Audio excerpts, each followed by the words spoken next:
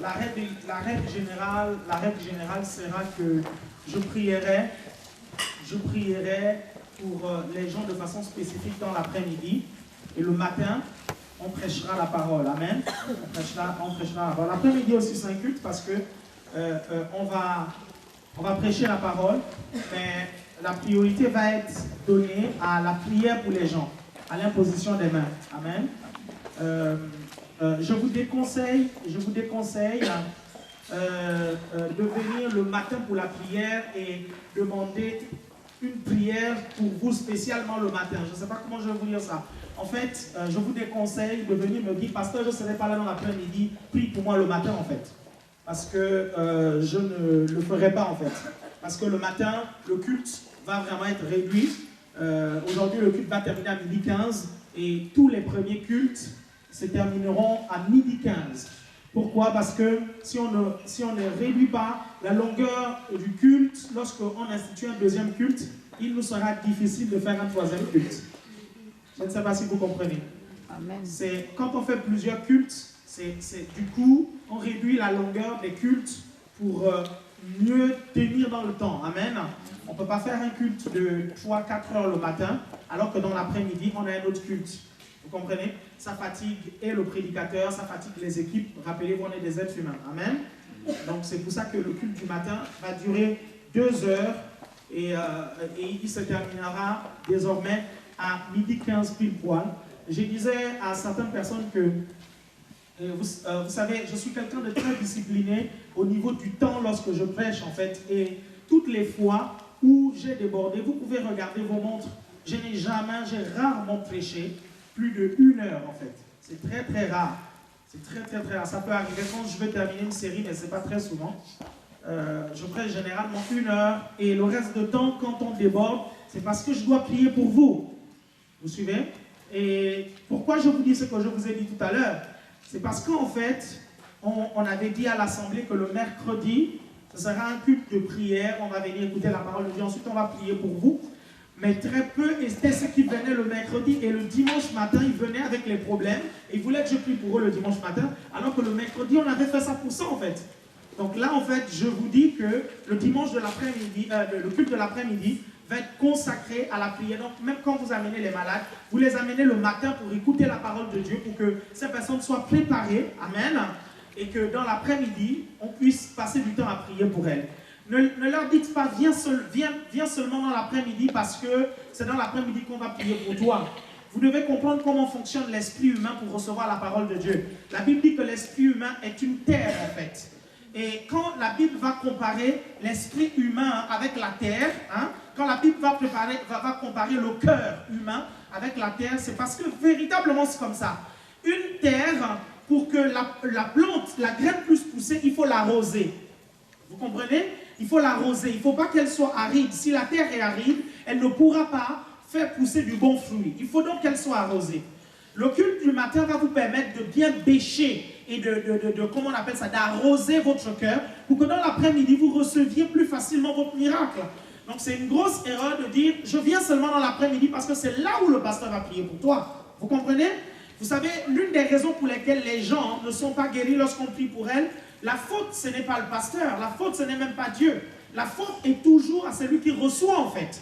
Parce qu'il y a suffisamment d'onction pour quiconque ici pour recevoir son miracle. Est-ce que vous comprenez? Je ne sais pas si vous me suivez. Donc, nous devons nous préparer pour recevoir notre miracle. C'est pour ça que la Bible dit, prépare-toi à la rencontre de ton Dieu. Qui a déjà écouté ce verset biblique-là? Prépare-toi à la rencontre de ton Dieu. Donc, vraiment, la sagesse aimerait que le matin, vous veniez, vous vous préparez, vous écoutez la parole de Dieu, vous baignez déjà dans la louange et l'adoration, et ensuite, dans l'après-midi, quand nous allons prier pour vous, nous le ferons, votre cœur sera déjà préparé. Alléluia. Amen. Nous sommes donc dans le mois des choix précieux, n'est-ce pas? C'est ça? On est au mois de mai, le mois des choix précieux. Alléluia. Amen. Donc, aujourd'hui, je vais vous donner 7 conseils pour faire un choix précieux. 7 conseils pour faire un choix précieux. 7 conseils pour faire un choix précieux. Vous allez noter Psaume 127, 1. Psaume 127, 1. notez Proverbe 16, 3. Proverbe 16, 3. Vous notez le psaume 32, 8. Psaume 32, 8. Vous notez Jean 16, 3. Jean 16, 3. Vous notez Romains 8, 13. Romains 8, 13.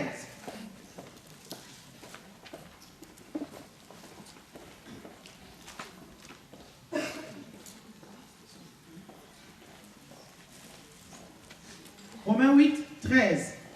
Je vais lire le psaume 127, verset 1. Cantique des degrés de Salomon. Si l'Éternel ne bâtit la maison, ceux qui la bâtissent travaillent en vain. Si l'Éternel ne garde la ville, celui qui la garde veille en vain. Le psaume 16, 3 dit, recommande à l'Éternel tes œuvres et tes projets réussiront. Alléluia. Le psaume 32, 8 dit, je t'instruirai et te montrerai la voie que tu dois suivre. Je te conseillerai, j'aurai le regard sur toi. Jean 16, 13 dit, quand le consolateur sera venu, l'Esprit de vérité, il vous conduira dans toute la vérité. Car il ne parlera pas de lui-même, mais il dira tout ce qu'il aura entendu et il vous annoncera les choses à venir. Romains 8, 13 dit, si vous vivez selon la chair, vous mourrez. Mais si par l'Esprit vous faites mourir les actions du corps, vous vivrez. Car tous ceux qui sont conduits par l'Esprit de Dieu sont fils de Dieu. Amen. Alléluia. Ce verset de Romains 8, 13 nous montre que vous avez la possibilité de prendre des décisions dans la chair ou de prendre des décisions dans l'esprit. Si vous prenez les décisions dans la chair, vous mourrez. Mais si vous prenez les décisions dans l'esprit, ça va être la vie, vous réussirez. Amen. Vous pouvez prendre des décisions qui ne sont pas en accord avec la volonté de Dieu et appliquer certains principes de succès, réussir, et vous pensez que cette réussite-là est une approbation de Dieu, alors que ce n'est pas une approbation de Dieu. Non, je vais redire parce que ça s'est envolé.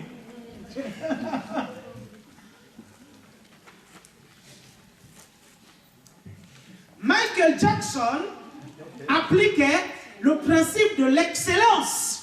Quelqu'un me suit ici? Et quand il faisait ses concerts, il réussissait à un point où il avait un succès planétaire.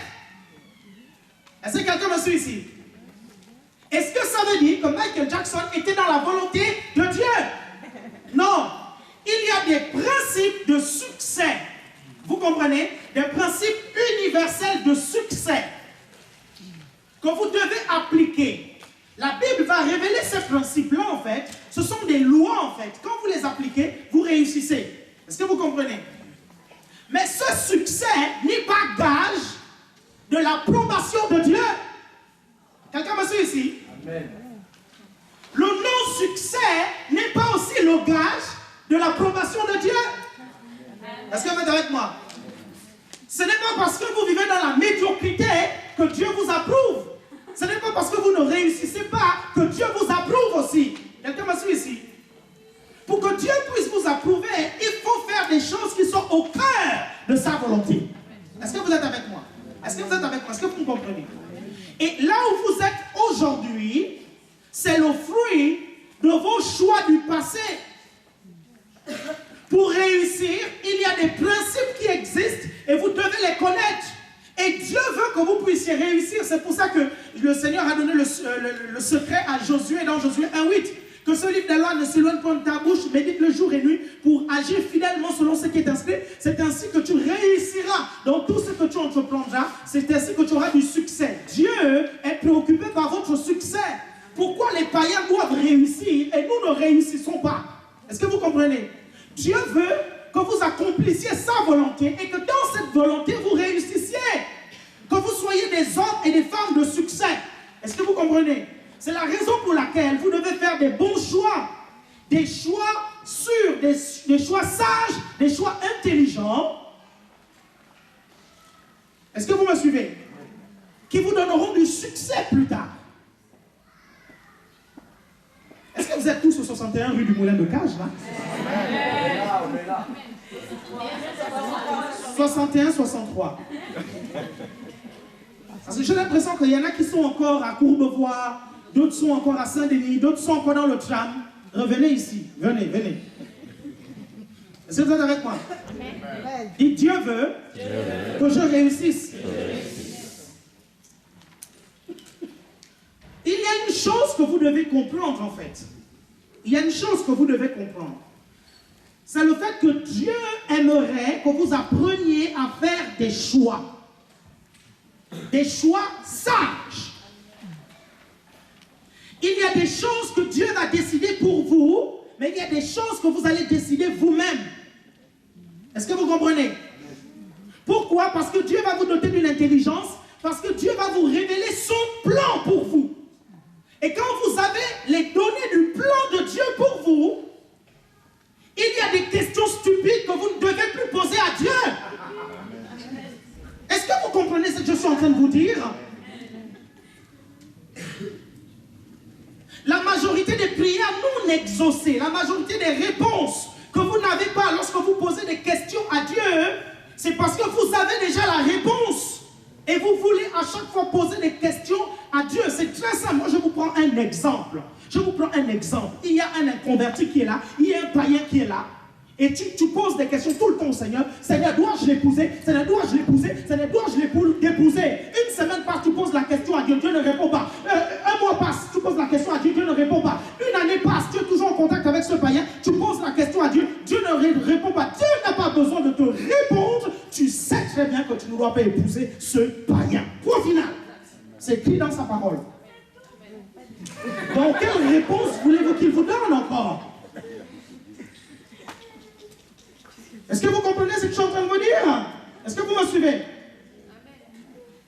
Donc vous n'avez pas besoin de ça. Vous n'avez pas besoin de poser 20 000 questions à Dieu alors qu'il a donné la réponse. Écoutez, vous devez comprendre que Dieu a fait de nous des petits dieux. La Bible dit qu'il nous a fait de très peu inférieurs aux anges. La Bible ajoute dans le psaume, je vous ai dit que vous êtes des dieux, mais vous vivez comme des simples hommes. Est-ce que vous comprenez? Il dit, je vous ai dit que vous êtes des dieux, mais vous continuez à vivre comme des simples hommes. Pourquoi? Parce que les dieux ont la capacité de décider. Est-ce que vous comprenez ce que je suis en train de vous dire? Est-ce que vous comprenez ce que je suis en train de vous dire? Écoutez, je vous ai dit en fait que si votre cœur est rempli de la connaissance de la volonté de Dieu, c'est ça que la Bible dit. Si votre vie est remplie de la connaissance de la volonté de Dieu, tout ce que vous allez faire sera forcément dans la volonté de Dieu. Vous n'aurez pas besoin de réfléchir parce que votre vie est remplie de la connaissance de la volonté de Dieu. Je ne sais pas si vous comprenez ce que je suis en train de vous dire.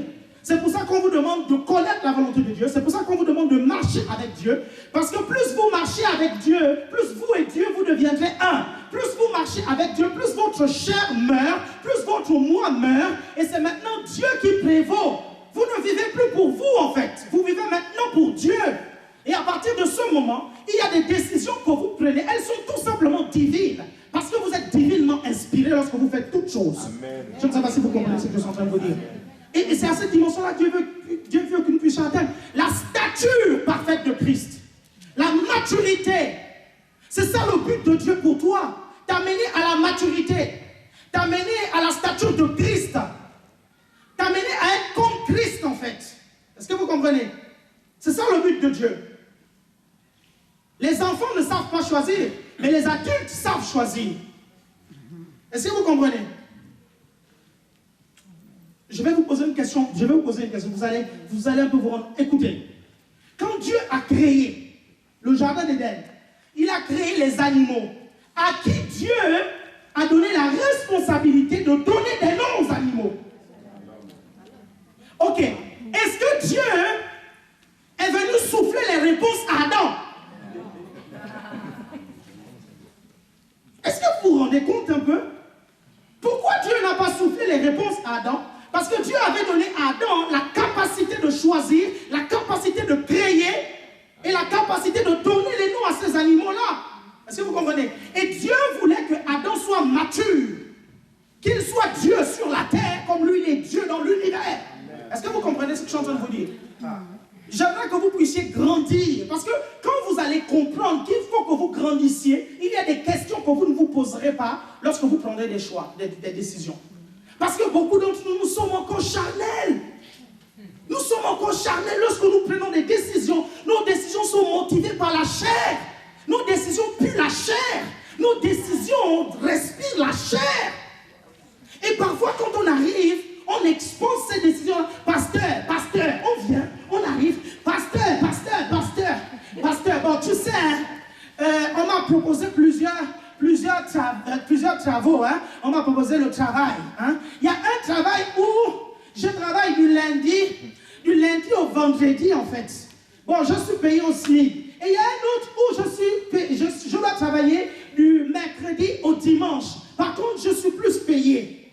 Et parce que j'ai choisi celui où je suis plus payé. Charnel. Parce que si tu ne viens plus le dimanche au culte, ta vie spirituelle va mourir. Et si ta vie spirituelle meurt, tout ce que tu fais là, c'est en vain. Parce que tu n'auras même plus le discernement. Tu seras en dehors de la volonté de Dieu. Je ne vous parle pas de lorsque vous n'avez pas le choix, en fait. C'est pas ça, en fait. Quand vous avez le choix, comme celui que j'ai présenté, et vous choisissez celui où vous gagnez plus d'argent, travaillons le dimanche. Ça, c'est compliqué, ça, c'est charnel. Je ne vous parle pas quand vous n'avez pas le choix. Quand vous n'avez pas le choix, vous avez cherché pendant longtemps, c'est compliqué. C'est là tout l'intérêt pour une église de faire plusieurs cultes le dimanche. Parce que vous travaillez le matin, vous suivez, et après le boulot, vous venez au culte dans l'après-midi. Est-ce que vous comprenez? Parce qu'on est conscient de certaines réalités dans la société dans laquelle nous sommes. C'est là tout l'intérêt de faire plusieurs cultes, pour pouvoir servir tout le monde, pour que tout le monde ait la possibilité de venir dans la maison de Dieu. Est-ce que vous comprenez ce que je suis en train de vous dire? Est-ce que vous comprenez ce que je suis en train de vous dire? Je vais vous prendre encore un exemple de choix charnel, de choix charnel. Vous allez choisir entre un homme qui est très beau physiquement, mais qui est charnel jusqu'au bout, un mondain. Tous ses amis, ce sont les païens. Vous comprenez? Et un homme qui est moyennement, physiquement, il est beau, mais c'est moyen comparé à l'autre, en fait. Et celui qui est moyennement beau, il est quand même spirituel, il craint Dieu. Mais toi, tu vas choisir le canon de beauté. Est-ce que vous comprenez? Qui est charnel, qui est païen, il va te tirer vers le bas. Et tu deviendras païen comme lui. Ne t'inquiète pas. Parce qu'on appelle ça la loi des connexions. C'est comme ça. C'est la loi des associations. L'expérience nous a montré que quand un chrétien spirituel épouse un païen, c'est rarement l'inverse. Ou un chrétien plutôt spirituel épouse une chrétienne ou un chrétien charnel. Vous comprenez, non? C'est rarement, c'est difficilement l'inverse. C'est-à-dire, c'est très dur. Moi, ça, c'est l'expérience qui parle. Je peux les compter sur les doigts, les couples, les gens qui ont épousé des charnels. Tôt ou tard, le charnel a fini toujours par te charneliser. Vous comprenez? Tôt ou tard, il va commencer à te persécuter dans ta vie de prière. Déjà, il n'aime pas prier. Il va te persécuter quand tu es trop spirituel. Vous comprenez? De toutes les façons, le matin, tu te lèves, c'est lui que tu vois, non? De toutes les façons, le soir, quand tu dors, c'est lui, non? Et tu vois les frères seulement 3 fois dans la semaine, non? Il ne faut pas blaguer avec ça, bien aimé. Parce que plus tard, vous allez vous rendre compte que vos choix vont être influencés par ça. Je vais vous donner 7 conseils. Ne blaguez pas avec votre vie de prière. Vous comprenez? Ne blaguez pas avec votre vie de prière. Ne blaguez pas avec ça. Si votre conjoint ne veut pas prier, laissez-le. Vous comprenez? Si votre conjoint est charnel, votre fiancé est charnel, vous suivez, non? Vous priez. Restez dans la présence de Dieu. Vous comprenez? C'est la seule chance que vous avez de la convertir ou de le convertir. Vous comprenez, non? Quand vous avez quelqu'un, vous vous associez avec quelqu'un, la personne est charnelle, vous devez doubler d'efforts dans la spiritualité. Parce que le diable va passer par cette personne-là pour vous atteindre.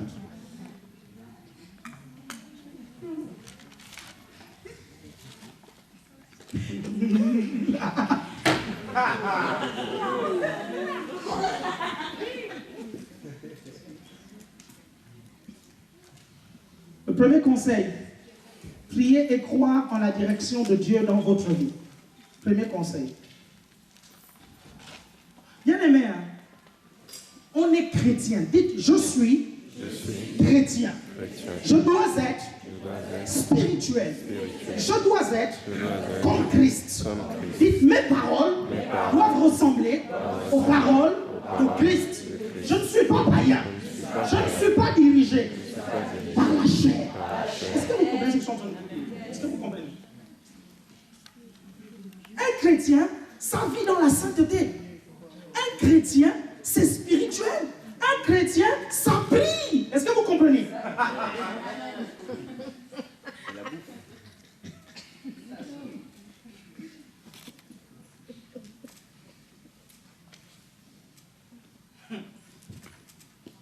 Comment vous venez prier seulement le dimanche matin ici à l'église? C'est seulement ici que vous êtes chrétien. Mais à la maison, vous êtes des païens. Je ne comprends pas. C'est pour ça qu'on va donner le surnom de chrétien du dimanche. Tu dois prier à la maison. Surtout les hommes, je m'adresse à vous, les hommes. La Bible dit que vous êtes le chef du foyer, vous devez être le premier modèle dans la prière, le premier modèle dans la spiritualité, vous devez être les premiers modèles, vous comprenez, non? Dans tout ce que vous faites. Mais parfois on a l'impression que vous êtes les plus charnels de la maison.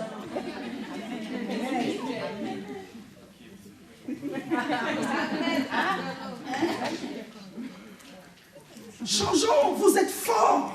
Quelqu'un me suit ici? Spirituellement aussi, vous pouvez être fort. Spirituellement, vous pouvez passer des heures dans la prière. Vous pouvez lire la parole de Dieu. Vous comprenez? Ayez un peu de hauteur. Est-ce que vous suivez ce que je suis en train de vous dire? À chaque fois, ce sont vos femmes qui vous tirent. Vous devenez des boulets.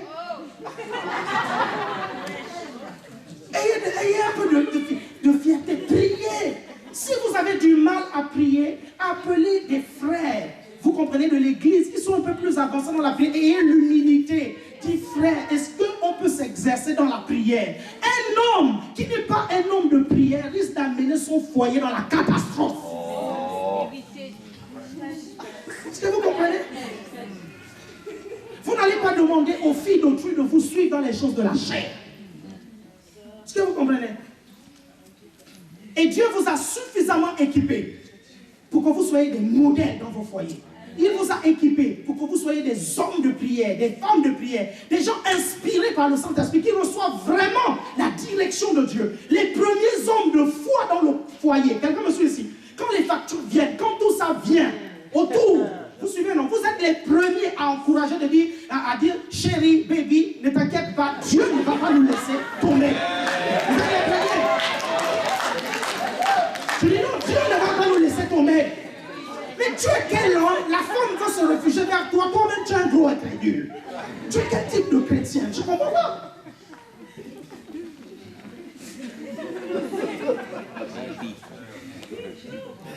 Est-ce que vous comprenez ce que je suis en train de vous dire là? Est-ce que vous comprenez ce que je suis en train de vous dire?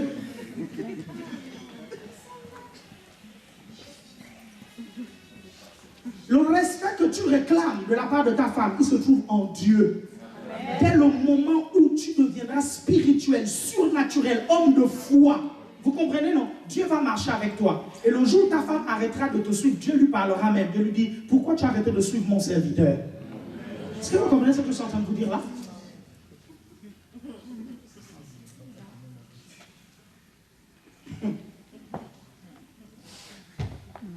Hein, les hommes? C'est bien marrant de traiter vos femmes de charnelles. Certains d'entre vous, c'est vous qui les avez rendues charnelles. Certains d'entre vous, c'est vous qui avez rendu vos femmes charnelles. Vous les avez trouvées spirituelles. Vous suivez? Vous leur avez dit, tu es trop spirituel.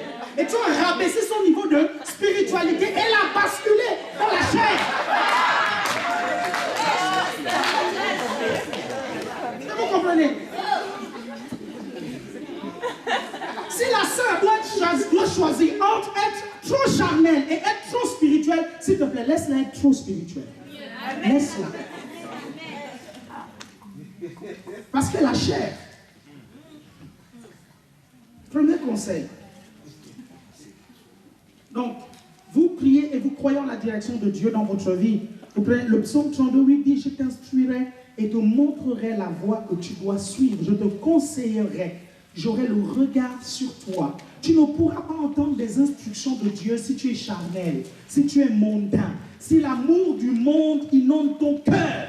Je te dis que tous tes choix seront des choix mondains et influencés par la chair. Tu auras du mal à être influencé par Dieu et écouter Dieu te parler. Vous comprenez ce que je suis en train de vous dire?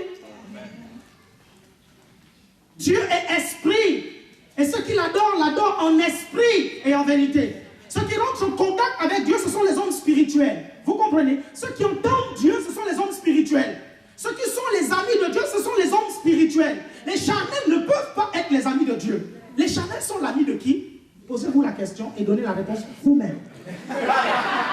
Parce qu'il n'y a que deux dans l'univers. Le diable ou Dieu. Si tu n'es pas l'ami de Dieu, tu es l'ami de qui?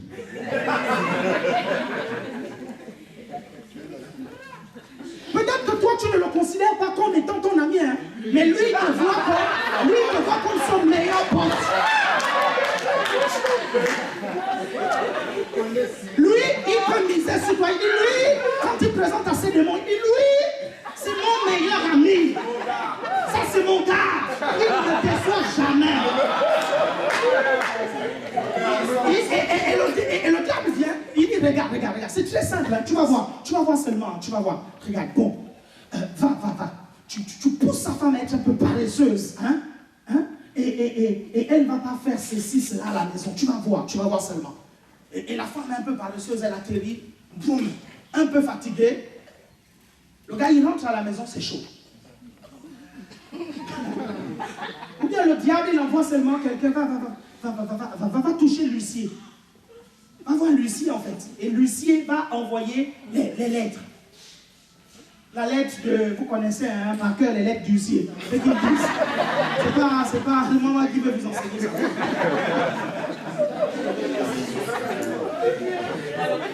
Quand elle ou l'homme, ils arrivent à la maison, ils regardent la lettre. Vous suivez, non, c'est fini, la chair monte.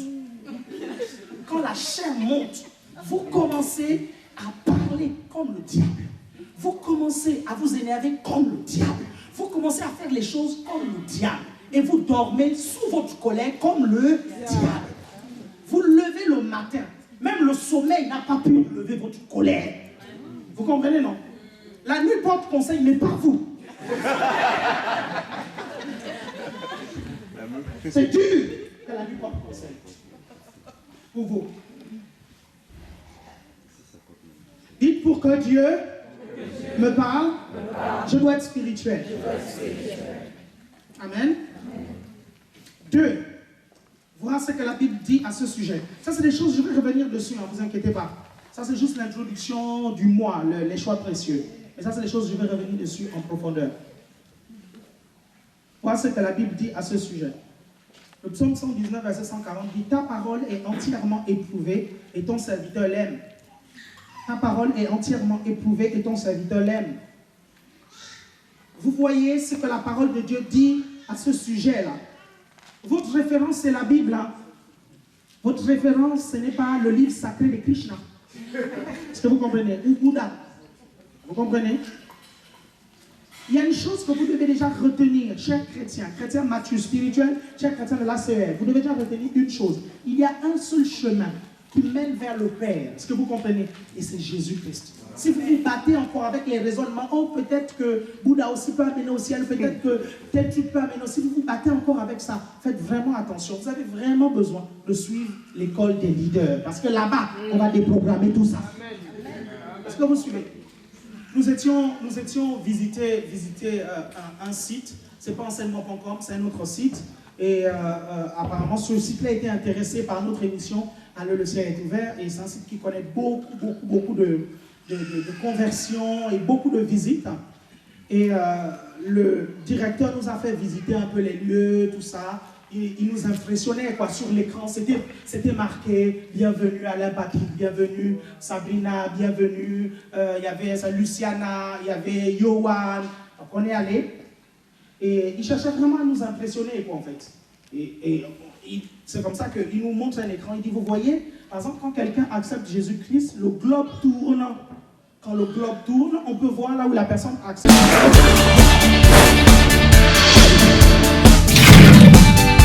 Bienvenue sur Évangile TV. Évangile TV, des programmes qui vous transforment. Évangile TV, la télévision qui réveillera votre foi. Évangile TV, la télévision pour toutes les générations. Évangile TV? Ah, Évangile TV.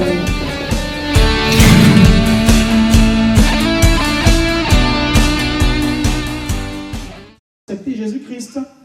Ah tiens, le globe vient juste de tourner. Ah, c'est en Algérie. Oui, il y a aussi des Algériens qui acceptent Jésus. Hein? Il y a beaucoup de musulmans qui acceptent Jésus à travers notre site. Tiens, là, il y a un Algérien qui a accepté Jésus-Christ, hein, parce que le globe vient juste de tourner. Et bien souvent, il nous laisse des messages. Ah, il nous a laissé un message. Nous allons voir ce qu'il dit. Il clique dessus comme ça. Nous tous, nous voyons en plein écran. Il y a un seul Dieu, c'est Allah, et Mohammed, c'est son prophète.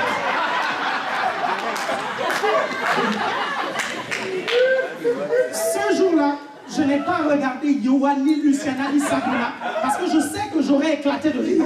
Je me suis dit seulement. Bon, voilà, il y a certains aussi qui nous envoient des messages pour nous insulter, quoi. Mais bon, ça fait partie du jeu, quoi. C'était raté. Il avait à faire un taillement. Vous lisez la parole de Dieu. La Bible dit que la parole de Dieu est éprouvée.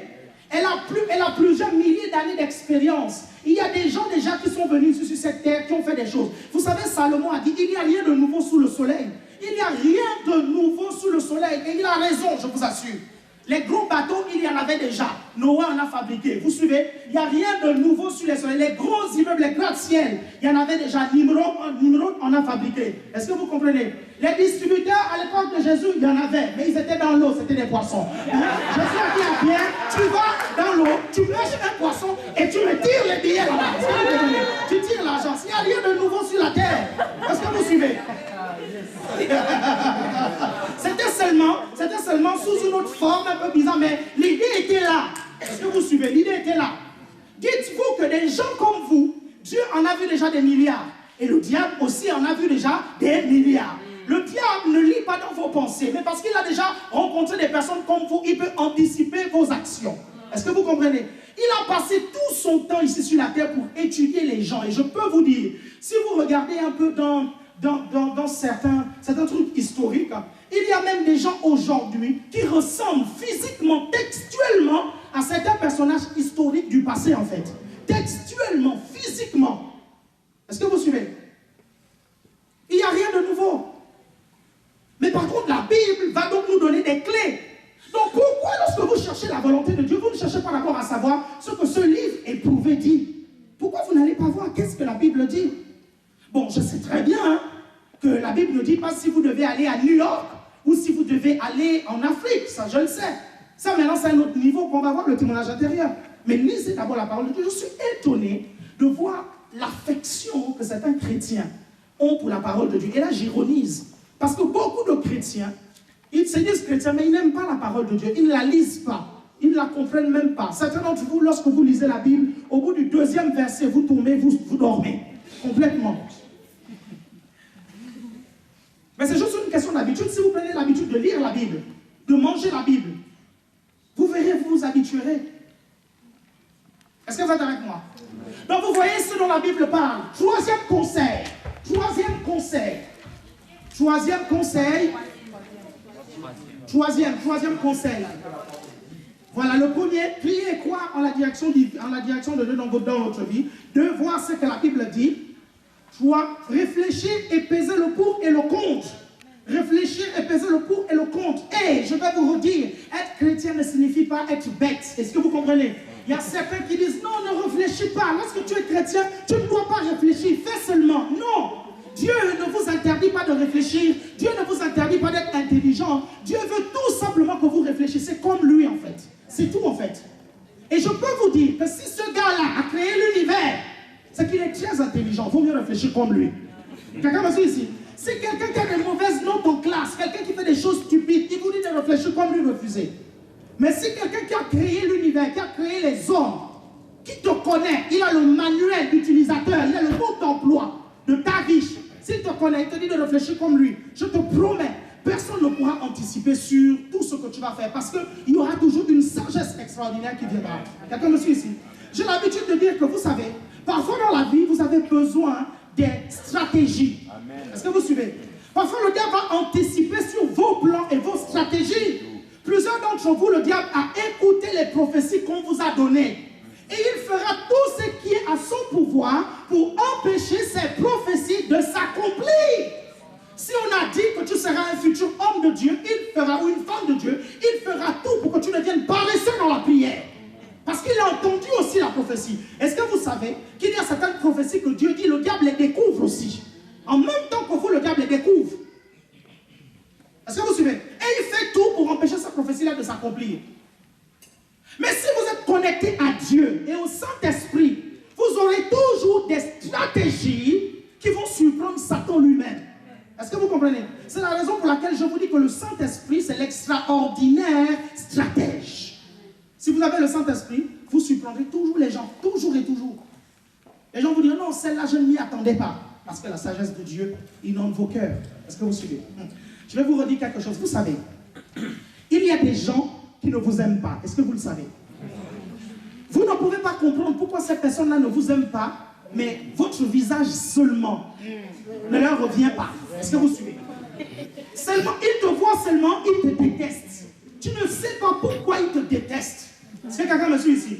Mais on sait très bien par qui ils sont inspirés, Satanas. Parce que le diable nous déteste et il va manifester sa colère à travers qui? Il va manifester sa colère à travers des hommes. Est-ce que vous suivez? Et donc, qu'est-ce qu'il va faire? Il rendra les hommes jaloux. Vous comprenez? Jaloux. Un point où quand vous allez commencer à raconter vos projets, parler par-ci, par-là de vos projets, vous n'avez pas remarqué que quand vous parlez trop de vos projets, ces projets-là échouent. Est-ce que vous suivez? Parce que Dieu va mettre des projets dans votre cœur. Et tant que ces projets sont dans votre cœur, ça reste secret entre vous et Dieu. Donc le diable ne sait pas en fait. C'est pourquoi il y a certaines choses que vous devez garder secrètes et ne les révéler qu'au temps de Dieu. Est-ce que vous comprenez? Parce qu'au temps de Dieu, Dieu a déjà barricadé le terrain et le territoire. Donc quand vous parlez, le diable ne peut plus rien, il intervient trop tard. Est-ce que vous comprenez ce que je suis en train de vous dire? Donc arrêtez de parler tout le temps de vos projets. Tout le temps, vous parlez de vos projets. On entend pour vous, tout le monde est au courant de vos projets dans l'église. Et après on se rend compte que vos projets ne marchent plus. Et vous dites non, on m'a maudit. Vous dites non, les gens ne m'aiment. Mais vous pensez que vous parlez de vos projets à Satan. Vous pensez que Satan va faire quoi en fait? Même si ce projet-là vient de Dieu. Vous pensez qu'il ne va pas empêcher ou retarder le processus? Le diable peut faire en sorte qu'une prophétie retarde dans votre vie. Je vais redire parce que ça s'est envolé. Satan peut faire en sorte qu'une prophétie retarde dans votre vie. C'est pour ça que la Bible dit, si elle tarde, attends-la car elle s'accomplira certainement. Je vais vous donner encore un autre verset biblique pour que vous voyez. Lorsque Daniel a commencé à prier, vous suivez? Daniel a commencé à prier en fait parce qu'il s'est rendu compte que le temps de l'accomplissement de la prophétie de Jérémie était arrivé. Mais il y avait un retard et Daniel ne comprenait pas d'où venait ce retard. Daniel, étant un homme spirituel, il a commencé à prier. Et quand il a prié, il est rentré dans un jeûne de 21 jours. Et un ange lui est apparu après 21 jours. L'ange lui dit, tu sais Daniel, dès le premier jour où tu as prié, ta prière a été exaucée. Mais le prince de la puissance de l'air m'a retenu. Est-ce que vous comprenez? Jusqu'à ce que Dieu envoie Michael venir me délivrer. Est-ce que vous voyez un peu ça? Mais est-ce que le diable va passer par des démons directement pour retarder vos problèmes? Non, il passera par des gens. Vous comprenez? Il passera par le préfet pour bloquer tes papiers. Il passera par le maire pour bloquer ton permis de construire.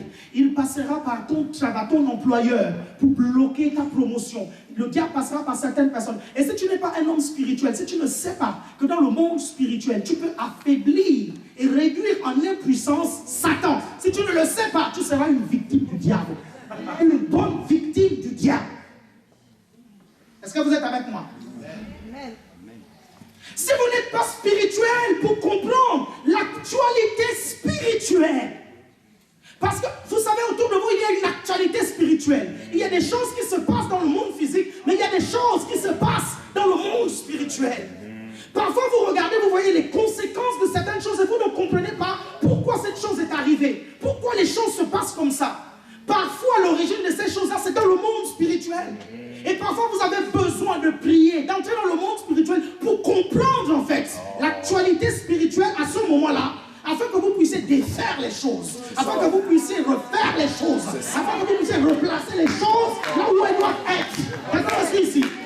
Je ne sais pas si vous me suivez. Je ne sais pas si vous me suivez. Le problème, c'est qu'on est trop aveugle, en fait. On est là, on ne fait que vivre notre vie, en fait. Au jour le jour, on vit notre vie. On se dit, Dieu est au contrôle. Non, non, non. Dieu contrôle ce qu'il doit contrôler. Le diable contrôle ce qu'il doit contrôler. Toi, tu dois contrôler ce que tu dois contrôler. Si tu ne contrôles pas ce que tu dois contrôler, le diable viendra le contrôler à ta place. Oh, vous n'avez pas suivi.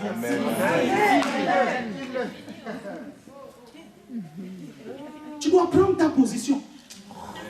Est-ce que vous comprenez? Dites, je refuse d'être une marionnette.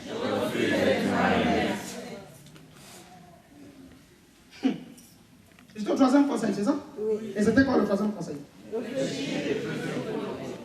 Ok. Donc j'étais en train de vous dire que vous devez vous asseoir. Et je vous ai donné un conseil que je vous redonne. Si vous n'avez pas la foi pour quelque chose, soyez au moins logique. Non, vous ne comprenez pas, hein? Parce qu'en fait, en dehors de la foi, Dieu a donné à tout être humain la logique. Et c'est Descartes qui l'a dit dans le chapitre 1, la première vers de son livre, le discours de la méthode. Il dit, le bon sens est la chose au monde la mieux partagée. Il dit, la logique est la chose que chaque être humain a. Est-ce que vous comprenez? Chaque être humain a la logique et l'intelligence. Donc vous ne pouvez pas dire que vous n'êtes pas intelligent. Si vous réfléchissez un tout petit peu, vous arriverez à tirer des bonnes conclusions. Est-ce que vous suivez? Regardez, je vais vous dire quelque chose. Vous avez prié, vous avez prié, vous avez prié, vous avez prié, vous avez prié. Il n'y a pas de réponse. Vous n'avez aucune réponse. Vous asseyez, vous réfléchissez. Vous comprenez? Votre intelligence vous donnera une réponse. Est-ce que vous suivez? Parce que c'est Dieu qui a donné à l'homme l'intelligence. Ce n'est pas le diable. Est-ce que vous suivez? Donc vous avez une intelligence utilisée. La dites, j'ai une intelligence. Alors je l'utilise. Mon Dieu. Vous savez, j'ai tellement évolué dans des milieux chrétiens qu'il y a des chrétiens vraiment, quand vous les voyez, vous dites, mais c'est quoi? Mais il est bête ou quoi? Non mais sérieux, tu regardes, tu dis, mais c'est quoi? Mais pourquoi il fait les choses comme ça? C'est comme ce monsieur-là qui s'est amusé à me critiquer. Il a encore refait une autre vidéo sur moi. Mais quand j'ai vu la vidéo hier soir, mais je me suis dit, mais je dis à ma femme, il est bête. Vous allez dire que non, je ne suis pas en train de l'insulter, je suis en train de le qualifier seulement. Je ne l'insulte pas. Je dis comment il est. Je suis là avec les chantes et on est en train de... On va bientôt prier pour les malades.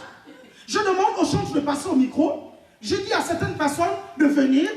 Et là, je dis à Ray Charles, ma phrase est celle-ci. Est-ce que tout le monde connaît ici c'est quoi un chant inspiré? Quand on te dit chanter un chant inspiré, ça veut dire chante le chant que le Saint-Esprit te dit de chanter. Donc me voilà, je dis, les chants, placez-vous, pendant que voilà, sous ce chant inspiré de Ray Charles, vous allez le chanter. Le monsieur bloque là, il dit, vous voyez, il dit à ses chantes de chanter sur la musique de Ray Charles le païen. Il montre la vidéo de la photo de Ray Charles. Ray Charles vient, pardon. Il faut que les caméras voient c'est qui Ray Charles. C'est qui Ray Charles. C'est lui.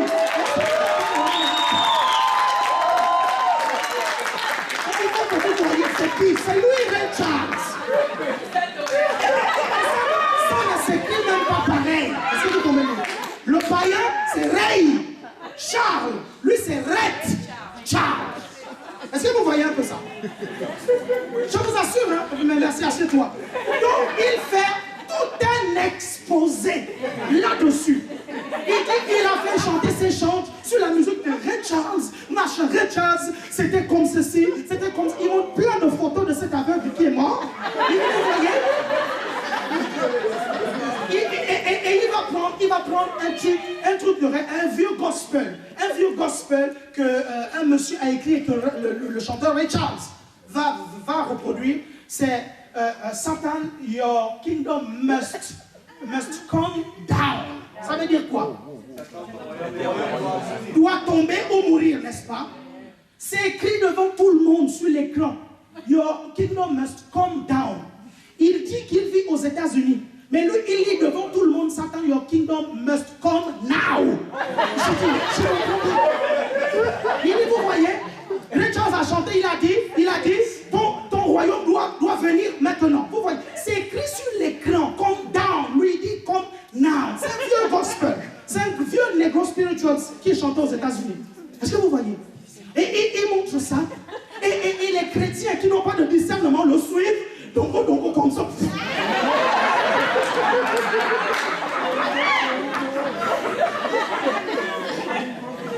Mais je ne comprends pas les chrétiens en fait. Ayez un peu le bon sens. Il vous montre les paroles. Lui, il voulait traduire et il voulait dire, mais prenez au moins les paroles, allez sur un traducteur. Au moins. Au lieu de tomber tout ce qu'il dit, et c'est sur ça qu'il dit, Ray Charles a chanté les musiques des païens, il parle. Quand j'ai lu ça, j'étais plié de rire. Vous comprenez? J'étais plié de rire. J'ai monté à Paulette, j'ai seulement dit, purée de patate, il est bête. Il fait des trucs bêtes.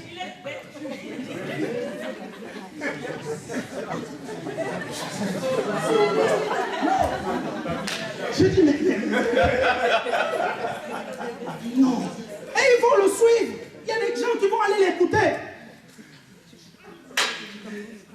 Et je me dis, mon Dieu, mais il y a quoi dans la tête des chrétiens? Je dis, mais il y a quoi? Pesez le pour et le contre. Quatrième conseil. Quatrième conseil. Si le sujet est technique, étudiez les livres qui traitent la question. Amen. Si le sujet est technique, étudiez les livres qui traitent la question. Proverbe 24, verset 3 nous dit, c'est par la sagesse qu'une maison s'élève et par l'intelligence qu'elle s'affermit. C'est par la science que les champs se remplissent de tous les biens précieux et agréables. Un homme sage est plein de force et celui qui a de la science affermit sa vigueur. Est-ce que vous savez que pour faire une église, on n'a pas besoin que du Saint-Esprit en fait et de l'onction? Est-ce que vous savez ça? Pour faire une église, vous avez besoin de sagesse et d'intelligence aussi. Ça, Dieu vous a donné ça. Le Saint-Esprit ne viendra jamais faire les choses à votre place. Pour faire une église, il faut un savoir-faire. Est-ce que vous comprenez? Et je vais dire quelque chose un peu c'est la raison pour laquelle plusieurs d'entre nous ici, chers leaders, lisez, s'il vous plaît, des livres de travail en groupe. Parce que dans notre église, on a beaucoup de talents. Vous suivez, non? On a beaucoup de talents. Ils savent faire leur talent. Mais on a un problème, c'est qu'on ne sait pas encore correctement travailler en équipe. Amen. Je vous assure, regardez un peu certains footballeurs. Il y a des footballeurs qui sont des très très bonnes individualités. Vous leur donnez un ballon, ils peuvent dribbler de sa défense jusqu'à l'autre défense. Mais quand vous le mettez dans une équipe, le gars il a vraiment du mal. Et l'entraîneur va cibler son travail sur ce footballeur-là, sur le travail en équipe. Parce que le football est un sport collectif. Est-ce que vous comprenez? Et la vie d'église est un sport collectif. Vous n'avez pas compris. Vous n'avez pas compris. La vie d'église est un sport collectif. Et c'est un sport obligatoire. Vous n'avez pas de choix. Pourquoi? Parce que nous sommes un corps, Jésus dit en fait, et que un membre est dépendant de l'autre membre. Quelqu'un me suit ici? Vous devez travailler, et ça c'est notre vie. Quand on prend des gens ici de façon individuelle, bourré de talent, mais le gros problème ici, et il faut que ça change, c'est travailler en équipe. Ça c'est dur, c'est trop compliqué. C'est pour ça en fait que vous avez l'impression que l'église devrait aller plus vite que ça en fait, mais ça ne va pas plus vite parce qu'on a ce problème là. Parce que déjà pour travailler en équipe, premièrement, toi l'individualité, il faut que tu meurs en toi-même déjà. Premièrement, pourquoi? Parce que ce ne sont plus des intérêts qui comptent, ce sont les intérêts du corps maintenant. Les intérêts de la collectivité. Vous comprenez? Vous ne pouvez pas, ça c'est un principe de base. Vous ne pourrez pas travailler correctement dans une église, correctement dans une collectivité, correctement dans une équipe, si vous n'êtes pas mort en vous-même. Est-ce que vous comprenez? Je vais vous prendre un autre exemple, mais qui est purement musical. Vous savez, pour former ce qu'on appelle un choir, c'est-à-dire les chœurs américains qui chantent d'une même voix. Et c'est biblique le fait de chanter d'une même voix. Vous allez voir plusieurs fois dans la Bible, vous comprenez, les Lévites d'une même voix, d'un seul accord. Est-ce que vous suivez? Même dans la parole de Dieu, même dans Apocalypse, vous allez voir que quand nous allons nous retrouver au ciel, c'est d'une seule voix que nous allons chanter. Comment on va chanter d'une seule voix? Et certains qui étudient la technique vocale vont vous dire en fait que lorsque vous chantez en chœur, en fait, vous devez avoir l'humilité en fait de perdre votre timbre pour vous adapter au timbre qu'on vous donne. Et ça, si vous avez du mal à faire ça lorsque vous chantez dans un choir, le choir ne donnera jamais ce qu'il faut, même si de façon individuelle, il y a plusieurs belles voix. Pourquoi? Parce que les gens qui sont là ne veulent pas s'humilier à arrêter de faire les... Est-ce que vous comprenez? Tu es au micro, si tu es au micro, tu es un cœur. On a mis quelqu'un pour faire les... Toi, si tu dois seulement faire... Papadouda, papadouda, papadouda, papadouda. Tu fais les papadouda. Est-ce que vous comprenez ce que je suis en train de vous dire? Est-ce que vous comprenez ce que je suis en train de vous dire? C'est tout, c'est comme ça travailler en équipe en fait. Mais ça, on a un gros problème. Et ça, il faut vraiment, chers responsables, que nous allions lire des livres là-dessus en fait. Parce qu'il faut qu'on évolue à ce niveau-là. Travailler en équipe, ça fait partie de la volonté de Dieu. Est-ce que vous suivez? Et parfois, vous avez besoin de lire des livres pour comprendre comment le faire. Est-ce que vous suivez? Regardez, je suis en train de vous parler de la lecture, n'est-ce pas? Regardez, vous allez voir l'apôtre Paul. Vous allez voir l'apôtre Paul. Regardez l'apôtre Paul. 2 Timothée 4,13. 2 Timothée 4,13. L'apôtre Paul dit, quand tu viendras, apporte le manteau que j'ai laissé à Troas chez Carpus. Le gars, il aimait la mode. Hein? Et il dit, et les livres sur tous les parchemins. Est-ce que vous comprenez? Sur tous les parchemins. L'apôtre Paul va dire, amène les livres. Quand tu viens là, s'il te plaît, amène le manteau. Amène ceci, cela, mais surtout les livres. La Bible dit, applique-toi à l'enseignement et à la lecture. Bien aimé, n'oubliez jamais qu'il n'y a pas de différence entre celui qui ne sait pas lire et celui qui sait lire mais qui ne lit pas. Il n'y a pas de différence. N'oubliez jamais ça. Entre celui qui ne lit pas et celui qui ne sait pas lire, il n'y a pas de différence en fait. Les deux vont rester dans l'ignorance. N'oubliez jamais ça. Surtout les noirs. Vous n'aimez pas lire. Un point, on a dit, si tu veux cacher quelque chose à un noir, mets-le dans un livre. Renseignez-vous. C'est un truc célèbre. Il dit, si tu veux cacher quelque chose à un noir, mets-le dans un livre. S'il vous plaît, démontrez un peu que ce monsieur qui a dit ça, il a tort. Est-ce que vous comprenez? Aimez la lecture. Comment vous allez vous améliorer si vous ne lisez pas? Lisez, prenez la discipline de lire. Commencez par au moins un livre par mois. Ensuite, vous enchaînez 2 livres par mois. Après, vous enchaînez 4 livres par mois. À la fin de l'année, vous rendrez compte que vous aurez lu plusieurs livres. Ne dites pas, je n'aime pas la lecture. C'est stupide de le dire. Il y a plusieurs versets bibliques qui nous demandent de lire. Vous comprenez? Et c'est pour ça que plusieurs d'entre vous, vous avez du mal à lire la Bible. C'est juste une habitude. Vous comprenez? Commencez à lire des livres de 20 pages. Après, vous allez lire des livres de 100 pages. Après, vous lirez des livres de 200 pages. Après, vous lirez... Oui, mais moi, quand je lis les livres chrétiens, je m'ennuie. C'est parce qu'encore dans ton cœur, tu es rempli de l'amour du monde encore. Et tous tes intérêts, en fait, c'est encore dans les choses du monde. Parce qu'il y a des chrétiens, vous les voyez lire le gros et le dernier Twilight. Vous comprenez? Vous les voyez lire le gros et le dernier Harry Potter. Vous suivez? Mais il n'a même jamais lu l'évangile de Matthieu en entier. Et tu veux la sagesse? Tu veux la sagesse pour tes choix? À un moment donné, les sujets sont tellement techniques. Vous comprenez? Tellement techniques qu'il vous faut aller vous renseigner dans des livres. Je ne sais pas si vous me suivez. Dites, j'aime la lecture. Au nom de Jésus.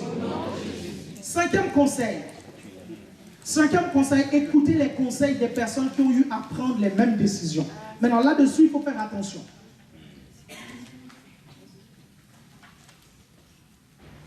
Faites très attention à ce niveau. Écoutez les conseils des personnes qui ont eu à prendre les mêmes décisions. Si c'est quelque chose que vous devez construire et qui a besoin d'une expertise, écoutez plusieurs personnes. Mais si c'est juste un choix à faire, en fait, faites attention parce qu'à force d'écouter plusieurs personnes, tu peux être dans la confusion.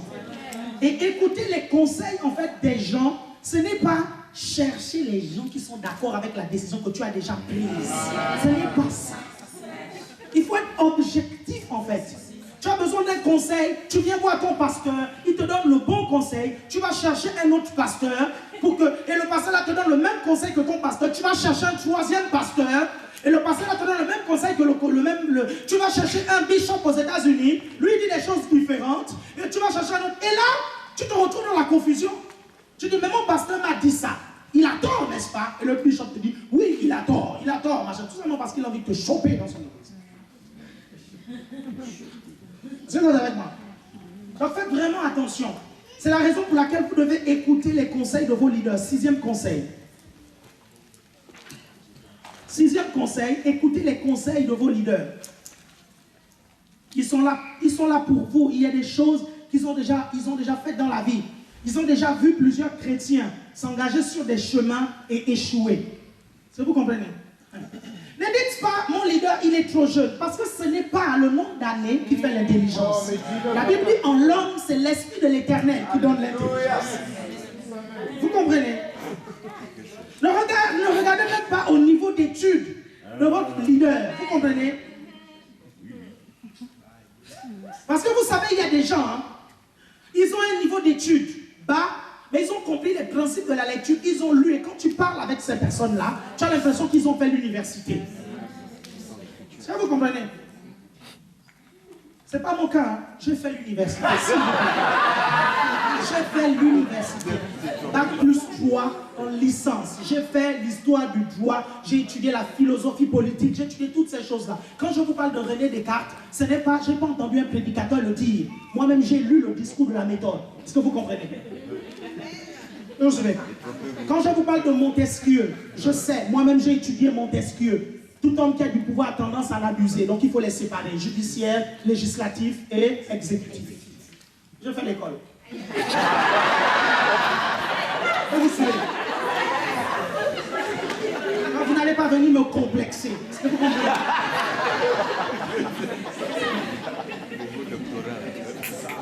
Vous suivez?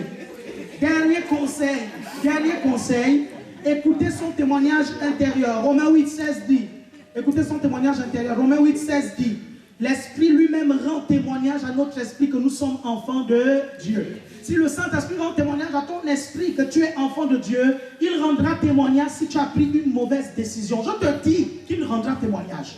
Je te l'assure. Si tu es vraiment chrétien et que tu as pris une décision qui n'est pas en accord avec la volonté de Dieu, ta paix va te quitter. Elle te quittera, tu ne seras pas tranquille. Tu essayes de prier, concentrer tous tes efforts pour mais il y a quelque chose qui te dérange. Mais c'est parce que tu as pris cette décision. Dès que tu prends la décision d'arrêter, de ne plus foncer, ta paix revient. Témoignage intérieur positif.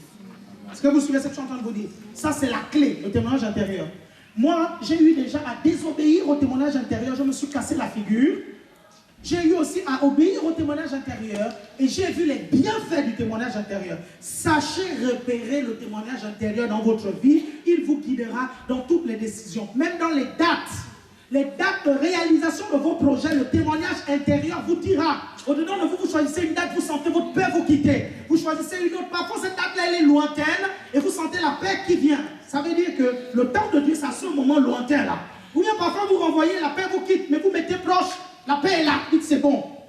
Alléluia. Nous allons tous nous lever.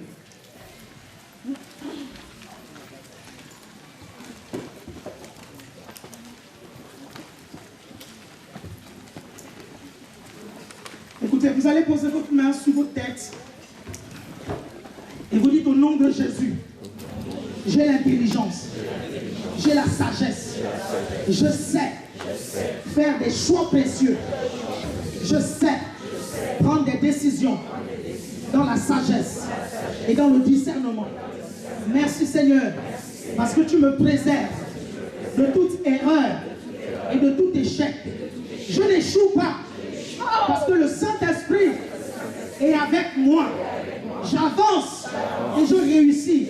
Je fais des bons choix pour mes enfants, pour ma vie. Je fais des bons choix pour ma destinée. Dans mon travail, je fais des choix précieux parce que Dieu est avec moi. Je suis sage. Je suis sage. Je suis sage. Je suis sage et intelligent. Et intelligent. Au nom de Jésus, mon intelligence grandit et s'ouvre. Je brise la paresse de lire la Bible. Je brise la paresse de lire des bons livres. Et je dis, au nom de Jésus, j'ai la force de lire et mon intelligence grandit. Félicite-toi, personne, lui, félicitations. Félicitations, c'est là. Félicitations, félicitations. Félicite-toi, ta personne. Félicite-toi, ta personne. Félicite-toi, ta personne.